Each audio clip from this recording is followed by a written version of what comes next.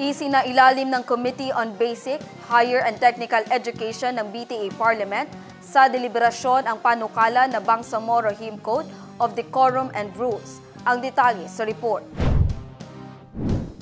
Tinalakay ng Committee on Basic, Higher and Technical Education ng BTA Parliament proposed measure hinggil sa Bangsamoro Hymn Code of Decorum and Rules.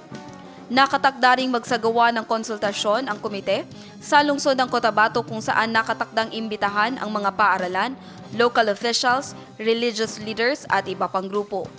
Bumuo rin ng technical working group ang komite na tututok sa 6 na panukalang batas na naglalayo na magbigay ng recognition at rewards sa Bangsamoro top-notchers at achievers.